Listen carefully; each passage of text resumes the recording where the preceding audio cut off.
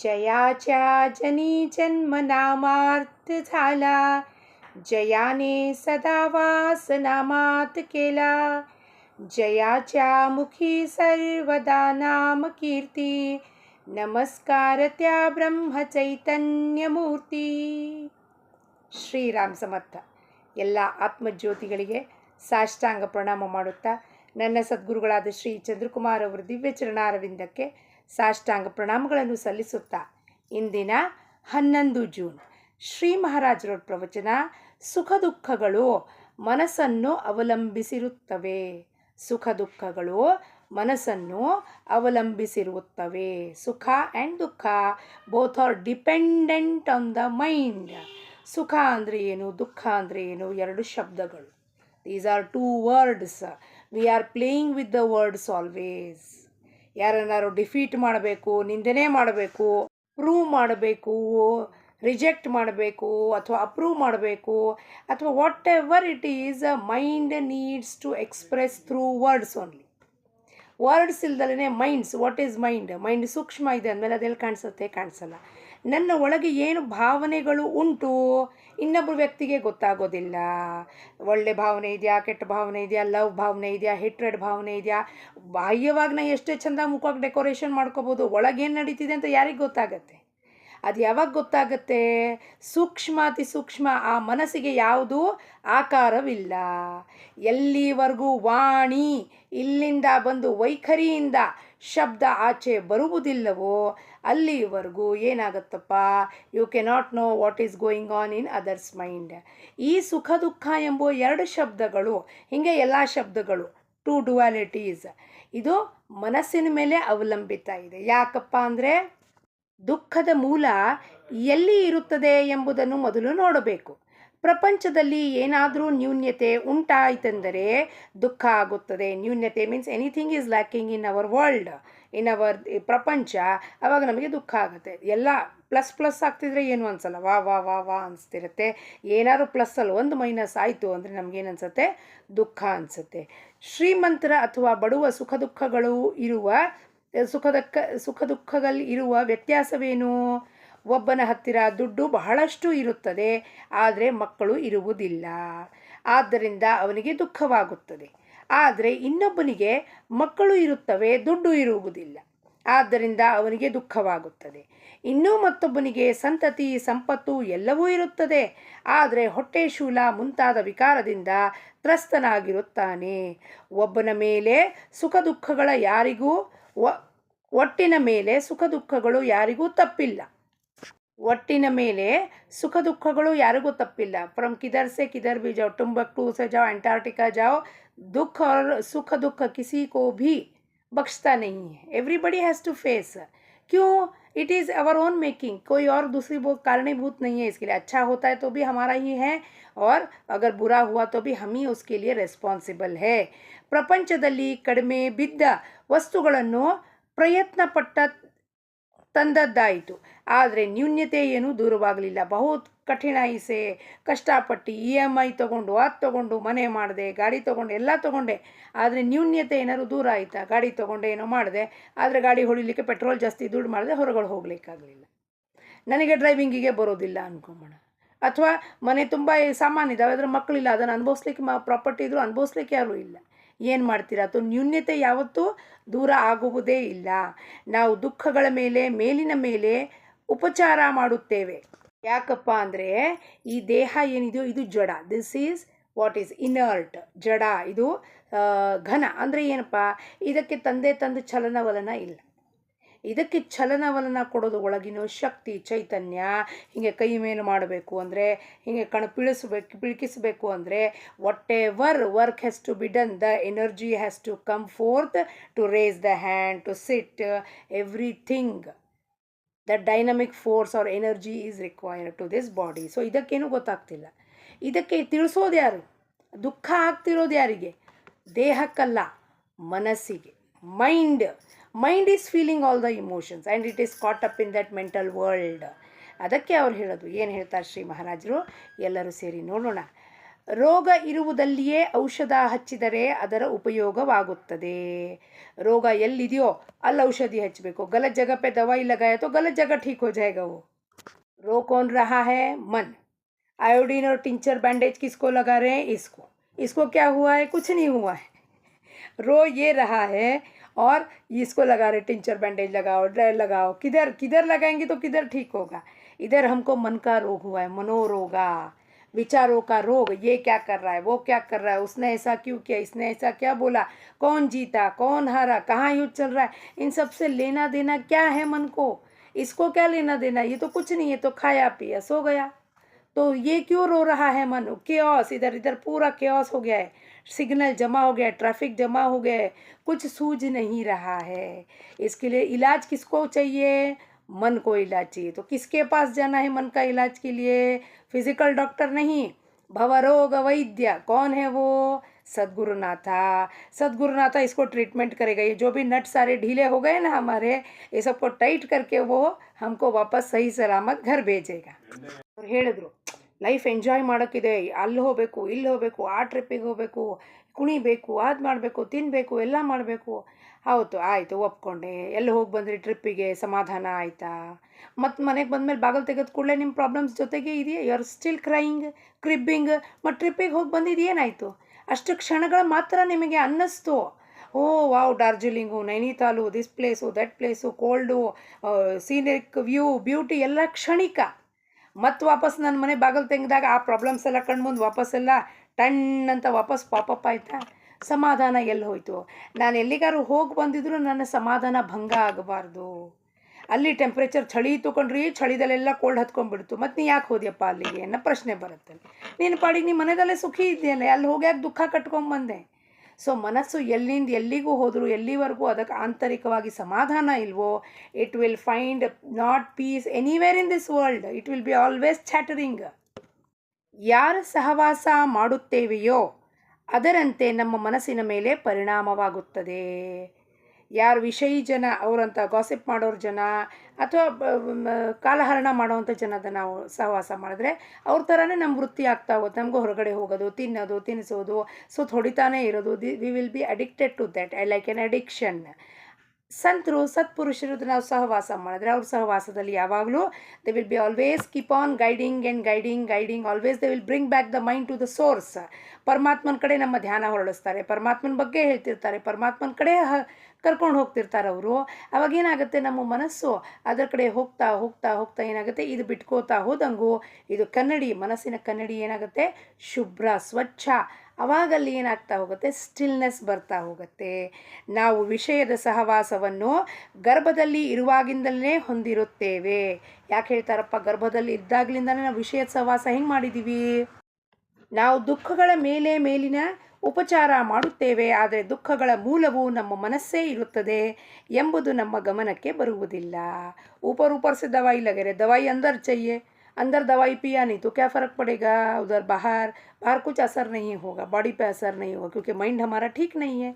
Mind ठीक करने के लिए क्या बोला महाराज जी ने? बोला पकड़ो जपमाला, नामस्मरण करो, नामस्मरण करो, नामस्मरण करो. सारे दुखों की दवा एक ही है, नामस्मरण.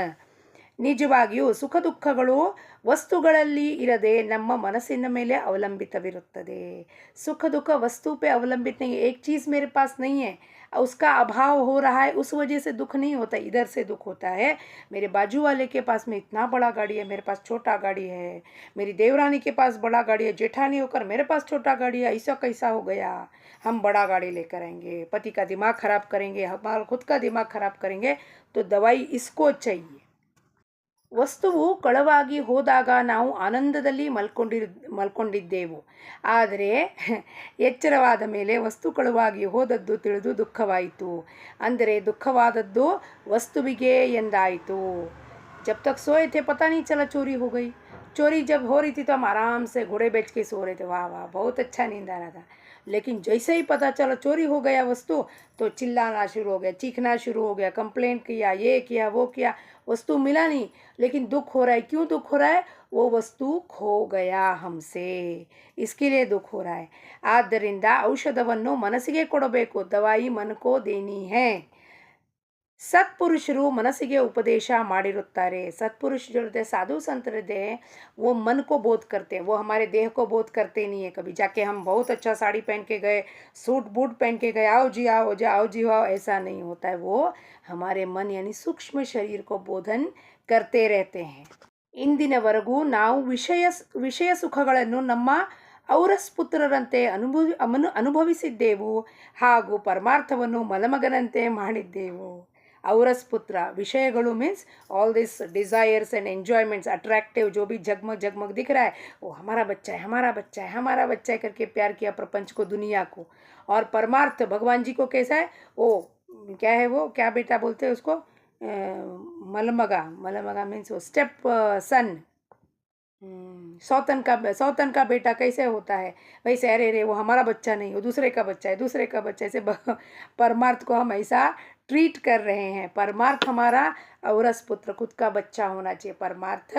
और प्रपंच कैसा होना चाहिए, दिया हुआ है, टेम्पररी दिया हुआ है, परमानेंट तो नहीं है। हम आज हैं कल नहीं रहेंगे, तो यहाँ छोड़ के पीछे सब जाएंगे ना। तो पीछे छोड़ के जाएंगे तो क्या लेके आए थे और क्या लेके जाएंगे, कुछ भी नहीं। सबसे बात करो, सबसे प्रेम से रहो, यही ज़िंदगी का असली ज़िंदगी है।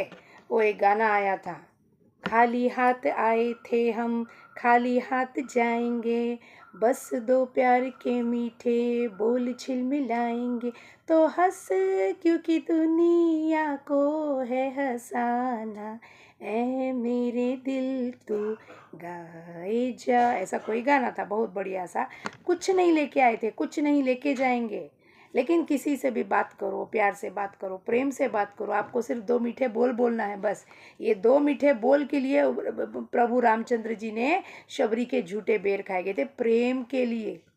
माता शबरी का प्रेम इतना इतना था, उत्कट प्रेम था, मेरे राम आएंगे करके जो इंतज़ार कर रही थी, उसके लिए उसका झूठा बेर उन्होंने खाया। बाकी और कोई कारण नहीं था, माता शबरी के इंतज़ार में जो प्रेम था उसके वजह से वो झूठा बेर खाया उन्होंने।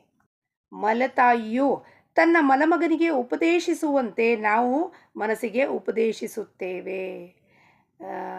मलताई सौतेली माँ, सौतेली माँ, देखो शब्द याद ही नहीं रहते कभी। सौतेली माँ क्या करती है, सौतेले बेटे को कैसा उपदेश करती है, वो मेरा नहीं है ना, तो उसको अच्छा हो चाहे बुरा हो कैसा, ऐसे हम मन को उपदेश करते हैं।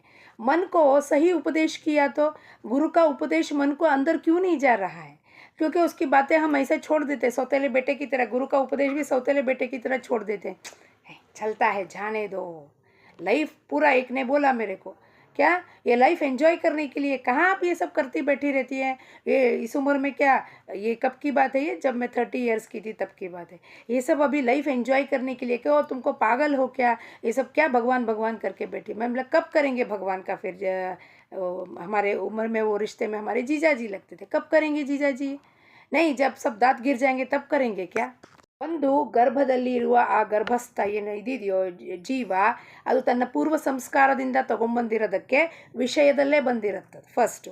ಸೆಕೆಂಡ್, ಎನ್ವೈರನ್ಮೆಂಟಲ್ ಫ್ಯಾಕ್ಟರ್ಸ್, ತಾಯಿ ಏನೇನು ಮಾತಾಡ್ತಾಳೆ, ಏನೇನು ಕೇಳಿಸ್ಕೊತಾಳೆ, ಏನನ್ನು ನೋಡ್ತಾಳೆ, ಅದೆಲ್ಲವೂ ಡೈರೆಕ್ಟಾಗಿ ಟ್ರಾನ್ಸ್ಫರ್ ಆಗ್ತಿದೆ. ಯಾಕೆಂದರೆ ತಾಯಿ ಅಂಬೆಲಿಕಲ್ ಕಾರ್ಡ್ ಮತ್ತು ಅದರದ್ದು ಕನೆಕ್ಟೆಡ್ ಇದೆ. So what ever she is feeding is not only this ಬಾಹ್ಯ ಫೀಡಿಂಗ್ ಅಲ್ಲ, ಆಂತರಿಕ ಫೀಡಿಂಗು ಏನೇನು ಮಾಡ್ತಾಳೆ ಅದೆಲ್ಲವೂ ಅದು ಒಳಗೆ ಹೋಗುತ್ತೆ. ಹಾಗಾಗಿ ಆದ್ದರಿಂದ ವಿಷಯದಿಂದ ಪ್ರಾಪ್ತ ಆಗುವ ಆನಂದವೇ ನಿಜವಾದದ್ದೆಂದು ತಿಳಿದಿರುತ್ತೇವೆ. ಯಾವಾಗಲೂ ನಮ್ಗೆ ಅನ್ಸುತ್ತೆ ವಿಷಯದಿಂದ ಸಿಗೋ ಆನಂದವು it's only the eternal happiness ಅನ್ಕೋ, ಅದು ಅಲ್ಲ, ಅದು ಕ್ಷಣಿಕ ಹ್ಯಾಪಿನೆಸ್. ಅದು ಅದಕ್ಕೆ ಏನು ಮಾಡಿದ್ರು ಹಿಂದಿನ ಕಾಲದಲ್ಲಿ ಋಷಿಮುನಿಗಳು, ಇದನ್ನು ಒಳ್ಳೊಳ್ಳೆ ಸ್ತೋತ್ರಗಳನ್ನು ಕೇಳಿ ಭಗವಂತನ ಕಥಾಶ್ರವಣ ಮಾಡಿ ಅದಕ್ಕೆ ಬರ್ತಾ ಬರ್ತಾ ಏನಂದ್ರು ಅದಕ್ಕೊಂದು ಟರ್ಮ್ ಕೊಟ್ಟರು, ಗರ್ಭ ಸಂಸ್ಕಾರ. ಆ ಗರ್ಭ ಸಂಸ್ಕಾರವನ್ನು ಮಾಡಬೇಕು ಅಂತ. ಹಾಗಾಗಿ ಆ ಭಗವಂತನ ನಾಮ, ಅವನ ಕಥಾ, ಅವನ ಲೀಲೆಗಳನ್ನು ಶ್ರವಣ ಮಾಡಿದಾಗ ಗರ್ಭಿಣಿ ಇದ್ದಾಗ ಸ್ತ್ರೀ ಆ ಮಗುವಿನ ಮೇಲೆ ಅಂಥದೇ ಪರಿಣಾಮವು, ಅಂದರೆ ಧೈರ್ಯ, ಬಲ ಮತ್ತು ಏನೇನು ಗುಣಗಳು ಆ ಭಗವಂತನಿರ್ತಾವೋ ಆ ಭಗವಂತನ ಗುಣಗಳು ಅದರಲ್ಲಿ ಟ್ರಾನ್ಸ್ಫರ್ ಆಗುತ್ತೆ. ಹಾಗಾಗಿ ಯಾರಿಗಾದರೂ ಇದ್ದರೆ ಗರ್ಭ ಸಂಸ್ಕಾರದ್ದು ಹೀಲಿಂಗ್ ಮಾಡಬೇಕಾಗಿದ್ದರೆ ನಾವು ಖಂಡಿತವಾಗಲೂ ಮಾಡುತ್ತೇವೆ. ಶ್ರೀಮಾತ್ರೆ ಸತ್ಸಂಗ ಫೌಂಡೇಶನ್ನಲ್ಲಿ ಹೀಲಿಂಗ್ ಗರ್ಭ ಸಂಸ್ಕಾರಗಳನ್ನು ಮಗುವಿಗೆ ಹಲವಾರು ಮುಂಬೈನಲ್ಲಿದ್ದಾಗ ಹಲವಾರು ಜನಕ್ಕೆ ಮಾಡಿದ್ದೆ.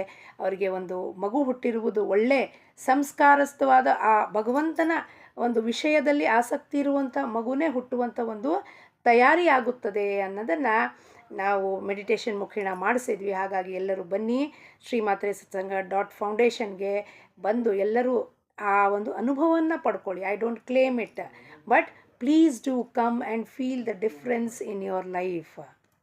ಯಾವ ಬೀಜವನ್ನು ನೆಡೆಯುತ್ತೇವೆಯೋ ಅದೇ ಫಲವನ್ನು ಉಣ್ಣುತ್ತೇವೆ. ನೋಡಿ, ಇದು ಕೋಟ್ ಆ್ಯಂಡ್ ಕೋಟ್. ನಾವು ಏನು ಕರ್ಮ ಮಾಡ್ತೀವಿ ಅದು ಬೂಮರ್ಯಾಂಗ್ ಥಿಯರಿ ಏನಂತೀವೋ ಅದೇ ಮಹಾರಾಜ್ ಹೇಳ್ತಿದ್ದಾರೆ. ಯಾವ ಬೀಜವನ್ನು ನೆಡೆಯುತ್ತೇವೋ ಅದೇ. ನೀವು ಯಾವ ಬೀಜ ಹಾಕ್ತಿರ್ತೀರೋ ಬೆಳಗ್ಗಿಂದ ಸಂಜೆ ತನಕ ವಿಚಾರದ ಬೀಜಗಳು. ಇಲ್ಲಿ ಬೀಜಗಳು ಅಂದರೆ ಎಚ್ಚರಿಕೆದಲ್ಲಿರಬೇಕು. ನಾವು ಏನನ್ನು ಮಾತಾಡ್ತಿದ್ದೀವಿ, ಏನನ್ನು ಸ್ಪಿಲ್ ಮಾಡ್ತೀವಿ ಹೊರಗಡೆ, that will all come back to us only. हमको ही वापस आएगा. 1 रुपया दोगे तो 10 लाख देंगे ना, तो ऐसा एक बीज फेंकोगे तो 10 बीज वापस आएगा. ಅದಕ್ಕೆ ಎಚ್ಚರಿಕೆದಲ್ಲಿರಬೇಕು. ಯಾವ ಶಬ್ದಗಳನ್ನು ನಾನು ಮಾತಾಡೇ ಇರಲಿಲ್ಲ ರೀ, ನಾನು ಅವ್ರಿಗೆ ಹಂಗೆ ಹೇಳೇ ಇರಲಿಲ್ಲ ರೀ, ಆದರೆ ನನಗೆ ಯಾಕೆ ಹಿಂಗಾಯ್ತು ರೀ? ಯಾಕೆಂದರೆ ನಾವು ಅರಿವಿಲ್ಲದೆ ಮಾತಾಡ್ತಿರ್ತೀವಿ, ವಿವೇಕಹೀನರಾಗಿ ಮಾತಾಡ್ತಿರ್ತೀವಿ. ಅದಕ್ಕೆ ಗುರುಗಳು ಯಾವಾಗಲೂ ಹೇಳ್ತಿದ್ರು, ಅಮ್ಮ ಮೌನ ಮಾಡಮ್ಮ. ಯಾಕೆ ಇವ್ರು ಪದೇ ಪದೇ ಹೇಳ್ತಾರಪ್ಪ ಮೌನ ಮಾಡಮ್ಮ ಅಂದರೆ, ನಾವು ಶಬ್ದದ ಮುಖೇನ ಇನ್ನೊಬ್ಬರ ಜೊತೆಗೆ ಕರ್ಮದಲ್ಲಿ ಸಿಕ್ಕಾಕ್ಕೊಂಡು ಆ ಕರ್ಮವನ್ನು ಅನುಭವಿಸ್ಲಿಕ್ಕೆ ಮತ್ತೆ ಪುನಃ ಜನ್ಮ ತಗೊಂಡು ಬರಬೇಕಾಗುತ್ತದೆ. ಹಲವಾರು ಪುಸ್ತಕಗಳನ್ನು ಗ್ರಂಥಗಳನ್ನು ಓದುವಂತಿದೆ. ಕರ್ಮ ಸಿದ್ಧಾಂತದ ಮೇಲೆ ಓದಮ್ಮ. ನಾವು ಒಂದು ಶಬ್ದ ಆಚೆ ಉಚ್ಚಾರ ಮಾಡಿದ್ವಿ, ಆಂತರಿಕವಾಗಿ ಅವ್ರ ಬಗ್ಗೆ ವಿಚಾರ ಮಾಡಿದ್ವಿ, ಆಗಲೇ ಅವ್ರ ಜೊತೆ ಕರ್ಮ ಸಂಬಂಧ ಆಗೋಯ್ತು. ಅವ್ರ ಜೊತೆ ಸಂಬಂಧ ಕಟ್ಕೊಂಡಿದ್ದಾಯ್ತು. ನಾವು ಆಗಲೇ ನಮಗೆ ಏನು ಮಾಡಬೇಕಾಗಿದೆ? ಇನ್ನೊಬ್ಬರ ಪ್ರಾರಬ್ಧದ ಜೊತೆಗೆ ನಮಗೇನು ಸಂಬಂಧ? We are here on this planet earth, connected with each other to only release the karmas we have with each other. ನಾವು ಮಾಡಿದ ಕರ್ಮದ ಸಂಯೋಗದಿಂದ ಜೊತೆಗೆ ಎದುರ ಬದ್ರು ಆಗಿರ್ತೀವಿ. ನಾವು we have to get detach from those karmas and make our life ಸಾರ್ಥಕ, pure. We are all pure souls. But ಆ ಪ್ಯೂರ್ ಸೋಲ್ ಮೇಲೆ ಏನು ಮಾಲಿನ್ಯ ಅಂಟ್ಕೊಂಡಿದೆಯೋ ಅದನ್ನೆಲ್ಲ ಕಳಿಸ್ಕೊಳ್ಳಿಕ್ಕೆ we have to, when we face each other, we have to finish it off. But we should meet happily, amicably, friendly, without any further communication of the karmas between us. ಇದು ಬಹಳ ಸೂಕ್ಷ್ಮಾತಿ ಸೂಕ್ಷ್ಮ ಕರ್ಮ ಸಿದ್ಧಾಂತ. ನಾವು ವಿಷಯದ ಬೀಜವನ್ನು ಬಿತ್ತುತ್ತೇವೆ ಹಾಗೂ ವಿಷಯದ ಫಲಗಳು ದುಃಖದಾಯಕವಾಗಿರುತ್ತದೆ ಎಂದು ಶೋಕ ಮಾಡುತ್ತೇವೆ. ವಿಷಯದ ಬೀಜ ಬಿತ್ತಿದ್ರೆ ವಿಷಯದ ಫಲನೇ ಸಿಗುತ್ತೆ ಅಂದಮೇಲೆ ಅದಕ್ಕೆ ಶೋಕ ಯಾಕೆ ಮಾಡಬೇಕು? Why to cry? ಇದಕ್ಕೇನು ಮಾಡಬೇಕು? ವ್ಯಾಪಾರಿಗಳು ಪ್ರತಿ ವರ್ಷ ಆಯಾಮ್ಯ ಪಟ್ಟಿ ತಯಾರಿಸುವಂತೆ ನಮ್ಮ ವಿಷಯಗಳು ಎಷ್ಟು ಕಡಿಮೆ ಆದೀತೆಂಬುದನ್ನು ಲೆಕ್ಕ ಹಾಕಿ ನೋಡಬೇಕು. ನಾವು ಪ್ರಪಂಚಕ್ಕಾಗಿ ಎಷ್ಟು ತಳಮಳ ಪಟ್ಟಿದ್ದೆವು ಅಷ್ಟು ಭಗವಂತನಿಗೆ ಪಡಬೇಕು. ಪ್ರಪಂಚದಲ್ಲಿಯ ಅನುಕೂಲ ಪರಿಸ್ಥಿತಿಗಿಂತಲೂ ಪ್ರತಿಕೂಲ ಪರಿಸ್ಥಿತಿಗಳೇ ಪರಮಾರ್ಥಕ್ಕೆ ಹೆಚ್ಚು ಉಪಕಾರಕವಾಗಿರುತ್ತದೆ. ಪರಮಾರ್ಥವು ಪರಿಸ್ಥಿತಿನಲ್ಲಾಗಲಿ, ಶ್ರೀಮಂತರಿಗೆ ಬಡತನದಲ್ಲಾಗಲಿ, ಆರೋಗ್ಯವನ್ನಾಗಲಿ ಅವಲಂಬಿಸಿರುವುದಿಲ್ಲ. ಮನಸ್ಸಿನ ಸ್ವಸ್ಥತೆ, ಅಂತಃಕರಣದ ಶುದ್ಧತೆ ಹಾಗೂ ಆಚರಣೆಯ ಪವಿತ್ರತೆ ಇವುಗಳನ್ನು ಅವಲಂಬಿಸಿರುತ್ತದೆ. ಮನಸ್ಸಿನ ಸ್ವಸ್ಥತೆ means you are peaceful at your self. Calmness ಅಥವಾ ನೀನು ಶಾಂತವಾಗಿದೆಯಾ, ವಿಚಲಿತ ಆಗ್ತಾ ಇಲ್ಲ, ಫಸ್ಟು. ಸೆಕೆಂಡು ಅಂತಃಕರಣ ಶುದ್ಧತೆ, purity of the mind is important. ಒಳಗೊಂದು ಹೊರಗೊಂದು ಇರಬಾರ್ದು. ಒಳಗೇನೋ ನಡೀತಾ ಇದೆ, ಹೊರಗಡೆ ಏನೋ ಮಾತಾಡ್ತಿದ್ದೀನಿ, ಅದು ಆಗಬಾರ್ದು. ಅಶುದ್ಧತೆಯೇ ಆಗುತ್ತದು. ಮತ್ತು ಆಚರಣೆಯ ಪವಿತ್ರತೆ, whatever you are doing actions, it should be the cause of it should be purity, not it should be contaminated. ಇವುಗಳ ಮೇಲೆ ಅವಲಂಬಿಸಿರುತ್ತದೆ. ಪ್ರಪಂಚದಲ್ಲಿಯ ಅನುಕೂಲತೆ ಹಾಗೂ ಪ್ರತಿಕೂಲತೆ ಇವೆರಡೂ ಪರಮಾರ್ಥಕ್ಕೆ ಅಡ್ಡ ಬರುತ್ತವೆ. ನಾವು ದಾರಿಯಲ್ಲಿ ಹೋಗುತ್ತಿರುವಾಗ ಸುಗಂಧದ ಎಣ್ಣೆ ಅಂಗಡಿ ನೋಡಿ ನಿಂತರೂ ಅಷ್ಟೇ, ಅಥವಾ ಮೆಣಸಿನಕಾಯಿ ಅಂಗಡಿ ನೋಡಿ ನಿಂತರೂ ಅಷ್ಟೇ, ದಾರಿ ಸಾಗುವ ದೃಷ್ಟಿಯಿಂದ ಎರಡೂ ಘಾತಕವೇ ಆಗಿರುತ್ತದೆ. ನಾನು 10 ನಿಮಿಷದಲ್ಲಿ ಒಂದು ಪ್ಲೇಸಿಗೆ ಹೋಗಬೇಕು ಅಂದರೆ ಆ ಪ್ಲೇಸಿಗೆ ನಾನು ಅರ್ಧ ಗಂಟೆ ಬಿಟ್ಟು ಹೋಗ್ತೀನಿ. ಯಾಕ್ರಿ ಲೇಟ್ ಆಯಿತು? ಇಲ್ಲರಿ, ದಾರಿದಲ್ಲಿ ಬರುವಾಗ ಒಂದು ಪರ್ಫ್ಯೂಮ್ ಅಂಗಡಿ ನೋಡಿದೆ, ಅಲ್ಲಿ ನಿಂತ್ಕೊಂಡ್ಬಿಟ್ಟೆ. ವಾ ಏನು ಪರ್ಫ್ಯೂಮ್ ವಾಸನೆ ಬಂದಿದೆ. ಇನ್ನೂ ಸ್ವಲ್ಪ ಹೊತ್ತು ಮುಂದೆ ಹೋದೆ, ಒಂದು ಮೆಣಸಿನ್ಕಾಯಿ ಅಂಗಡಿ, ಥರಾವರಿ ಮೆಣಸಿನ್ಕಾಯಿ ಹಾಕೊಂಡು, ಇದ್ಯಾವ ಮೆಣಸಿನ್ಕಾಯಿ ರೀ, ಬ್ಯಾಡಗಿನ, ಗುಂಟೂರ, ದಿಸ್ಸೋ ದಟ್ಟೋ ಅಂದ್ಕೊಂಡು ನಾನು ಹೋಗೋ destination half hour 20 minutes late. So if you keep on moving like this in your life, ಅವ್ರ ಜೊತೆ ಮಾತಾಡ್ತಾ ನಿಂತ್ಕೊಂಡೆ, ಇವ್ರ ಲೈಫಲ್ಲಿ ಏನು ನಡೀತಾ ಇದೆ ನಿಂತ್ಕೊಂಡೆ, ಅವ್ರ ಲೈಫಲ್ಲಿ ಏನಾಗ್ತಿದೆ, ಎಲ್ಲದೂ ಕಟ್ಕೊಂಡು ನನ್ನ ಡೆಸ್ಟಿನೇಷನ್ ಏನಿದೆ, ಪರಮಾತ್ಮ ಭಗವಂತ ನನ್ನ ಡೆಸ್ಟಿನೇಷನ್, ಅವನನ್ನು ಬಿಟ್ಬಿಟ್ಟು ಕವಲ್ ಹೊಡೆದಿದ್ದ ದಾರಿಗಳಲ್ಲಿ ಒಂದೊಂದು ಹಾದಿದಲ್ಲಿ ಒಬ್ಬೊಬ್ಬರು ಸಿಗ್ತಿರ್ತಾರೆ. ಇವ್ರು ಯಾಕೋ ಬರ್ತಿಲ್ವಂತೆ, ಇವ್ರು ಯಾಕೆ ಬರ್ತಿಲ್ರಿ, ಕೇಳ್ಕೊಂಬರ್ರಿ ಅವ್ರನ್ನ, ಅವ್ರು ಯಾಕೆ ಬಂದರು ರೀ, ಕೇಳ್ಕೊಂಬರ್ರಿ. ಸೊ ದಟ್ ಈಸ್ ನಾಟ್ ಉಪಯೋಗ ಫಾರ್ ಪರಮಾರ್ಥಿ. ಒಂದು ಗುಡಿಗೆ ಹೋಗ್ತೀವಿ ಅನ್ಕೊಂಬೋಣ, ಗುಡಿಗೆ ಹೋಗ್ತೀವಿ ದರ್ಶನಕ್ಕೆ, ಭಗವಂತನ ದರ್ಶನಕ್ಕೆ ಹೋಗ್ತಾ ಇದ್ದೀವಿ. ಅಲ್ಲಿ ಹೋಗಿಬಿಟ್ಟು ಭಗವಂತನ ಸ್ಟ್ರೇಟ್ ದರ್ಶನ ಹೋಗಬೇಕು. ನಾನು ಮಹಾದ್ವಾರಕ್ಕೆ ಹೋದೆ, ಅಲ್ಲಿ ಹೋದೆ, ಭಗವಂತನ ನೋಡಬೇಕು. ಭಗವಂತನ ಬಿಟ್ಬಿಟ್ಟು ನಾನೇನು ಮಾಡ್ತೀನಿ, ನನ್ನ ಉದ್ದೇಶ ಏನು ಹೇಳ್ಕೊಂಬಂದಿದ್ದೆ, ನಾನು ಆ ದೇವಸ್ಥಾನಕ್ಕೆ ಹೋಗ್ತಾ ಇದ್ದೀನಿ ರೀ, ಅಲ್ಲೇ ಒಂದು ಸ್ವಲ್ಪ ಧ್ಯಾನ ಮಾಡ್ತೀನಿ, ಅಲ್ಲೊಂದು ಸ್ವಲ್ಪ ಕುತ್ಕೊಂಡು ಬರ್ತೀನಿ, ಭಗವಂತನ ನೋಡಿಕೊಂಡು ಅಲ್ಲೇ ಭಜನೆ ಮಾಡ್ಕೊಂಡು ಬರ್ತೀನಿ. ಆದರೆ ರಸ್ತೆದಲ್ಲಿ ಹೋಗುವಾಗ ಅವ್ನು ಸಿಕ್ಕ, ಇವನು ಸಿಕ್ಕ, ಅವ್ರು ಸಿಕ್ಕಿದ್ರು, ಮತ್ತೊಬ್ಬರು ಸಿಕ್ಕಿದ್ರು, ಎಲ್ಲರ ಜೊತೆ ಮಾತಾಡಿ ಕಡೆಗೆ ಹೋಗಿ ಡೆಸ್ಟಿನೇಷನ್ ಮುಟ್ಟಿದ್ರೆ ಅದರ ಉಪಯೋಗ ಅಲ್ಲ, ಅದು ಎರಡೂ ಘಾತಕನೇ ಆಗಿರುತ್ತದೆ. ಪ್ರಪಂಚವು ಮೂಲತಃ ಒಳ್ಳೆಯದೂ ಅಲ್ಲ, ಕೆಟ್ಟದ್ದೂ ಅಲ್ಲ. ನಾವು ಅದರಲ್ಲಿ ನಮ್ಮ ಆಸಕ್ತಿಯನ್ನು ಬೆಳೆಸುತ್ತಾ ಇರುವುದರಿಂದಲೇ ಅದು ನಮಗೆ ಸುಖ ದುಃಖವನ್ನು ಕೊಡುತ್ತವೆ. ಈ ಆಸಕ್ತಿಯನ್ನು ತೆಗೆಯುವುದಕ್ಕೆ ಪರಮಾರ್ಥವೆನ್ನುತ್ತಾರೆ. So all the 30 days 30 definitions of paramartha ನಮಗೆ ಮಹಾರಾಜರು ಕೊಡ್ತಾ ಇದ್ದಾರೆ. ಆಸಕ್ತಿಯನ್ನು ತೆಗೆಯುವುದಕ್ಕೆ, removal of the desires is ಪರಮಾರ್ಥ.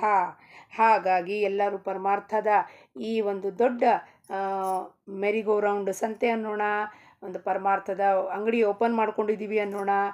ಶ್ರೀಮಾತ್ರೆ ಸತ್ಸಂಗ ಫೌಂಡೇಶನ್ ಪರಮಾರ್ಥದೊಂದು ಅಂಗಡಿ ಹಚ್ಚಿದ್ದೀವಿ ನಾವಿಲ್ಲಿ.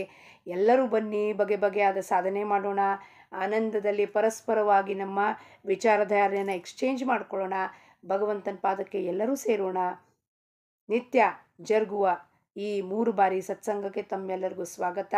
ಧ್ಯಾನ, ಬಗೆಬಗೆಯಾದ ಪ್ರವಚನಗಳು ಮತ್ತು ಮನಸ್ಸಿಗೆ ಶಾಂತ ಮಾಡುವಂಥ ಟಿಪ್ಸನ್ನು ತಗೊಂಡು ಏನು ಮಾಡಬೇಕಾಗಿದೆ ರೀ, ಇದರಿಂದ ನಮ್ಮ ಜೀವನವನ್ನು ಬದಲಾವಣೆ ಮಾಡ್ಕೋಬೇಕಾಗಿದೆ. ನಮ್ಮ ಮನಸ್ಸು ಯಾವುದು ನಮಗೆ ಕಾಡ್ತಾ ಇದೆಯೋ, ನಮ್ಮ ಮನಸ್ಸು ಯಾವುದು ನಮಗೆ ಶಾಂತ ಕೂಡಕ್ಕೆ ಬಿಡ್ತಾ ಇಲ್ವೋ, ಆ ವಿಚಲಿತ ಆಗುವ ಮನಸ್ಸಿಗೆ ನಾವು ಶಾಂತಿಯನ್ನು ಕೊಟ್ಟು ಪರಮಾತ್ಮನ ಪಾದಕ್ಕೆ ಎಲ್ಲರೂ ಸೇರೋಣ.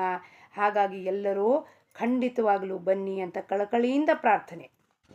ಇಂದಿನ ಬೋಧವಚನ: ಮಾಡುವುದನ್ನೇ ಆಸಕ್ತಿ ಬಿಟ್ಟು ಮಾಡುವುದಕ್ಕೆ ಪರಮಾರ್ಥವೆನ್ನುತ್ತಾರೆ. ನಾನು ಏನು ಕೆಲಸ ಮಾಡ್ತಿದ್ದೀನೋ ಅದರಲ್ಲಿ ಆಸಕ್ತಿ, ಅಟ್ಯಾಚ್ಮೆಂಟ್ ಇರಬಾರ್ದು, ಮತ್ತು ಅದರಿಂದ ಅಪೇಕ್ಷೆಗಳು ಇರಬಾರ್ದು ಅನ್ನೋದ ಏಕೈಕ ಉದ್ದೇಶದಿಂದ ನಾವು ಎಲ್ಲರೂ ಸೇರಿ ಈ ಪರಮಾರ್ಥದ ದೋಣಿಯಲ್ಲಿ ಕೂತ್ಕೊಳ್ಳೋಣ. ಹಾಗಾಗಿ ಎಲ್ಲರಿಗೂ ಕಳಕಳಿಯಿಂದ ನಾನು ದೀಪಾ ಪ್ರಸಾದ್ ನಿಮ್ಮೆಲ್ಲರನ್ನೂ ಕರಿತೀನಿ. ಬನ್ನಿ, ಶ್ರೀಮಾತ್ರೆ ಸತ್ಸಂಗ ಫೌಂಡೇಶನ್ಗೆ ಬನ್ನಿ, ನಿತ್ಯ ಧ್ಯಾನ ಮಾಡೋಣ. ಈ ಅಂಬಿಗ ಸದ್ಗುರುನಾಥ ಚಂದ್ರಕುಮಾರ್ ನಮಗೆ ಕರ್ಕೊಂಡು ಹೋಗ್ತಾನೆ. ಎಲ್ಲಿ ಕರ್ಕೊಂಡು ಹೋಗ್ತಾನಪ್ಪ? ಮುಟ್ಟಿ ನಮಗೆ ಭಗವಂತನ ಪಾದಕ್ಕೆ ಖಂಡಿತವಾಗಲೂ ಇದೇ ಜನ್ಮದಲ್ಲಿ ಅವನು ಹಚ್ಚಿದ್ದಾನೆ. ಹಾಗಾಗಿ ನಾವೆಲ್ಲರೂ ಸೇರಿ ಅವನು ಬೋಟಲ್ಲಿ ಕೂತ್ಕೊಂಡು ಭಗವಂತನ ನಾಮದೊಂದಿಗೆ, ಆ ನಾಮಸ್ಮರಣೆ ಜೊತೆಗೆ ಎಲ್ಲರೂ ಸೇರಿ ಹೋಗೋಣ. ಕಮಲದಂತೆ ಅವನ ಪಾದಕ್ಕೆ ನಾವೆಲ್ಲರೂ ನಮ್ಮನ್ನು ನಾವು ಅರ್ಪಣೆ ಮಾಡಿಕೊಳ್ಳೋಣ ಅಂತ ಹೇಳುತ್ತಾ, ಜಾನಕಿ ಜೀವನ ಸ್ಮರಣ. ಜೈ ಜೈ ರಾಮ್. ಲೋಕಾಹ ಸಮಸ್ತಾಹ ಸುಖಿನೋ ಭವಂತು.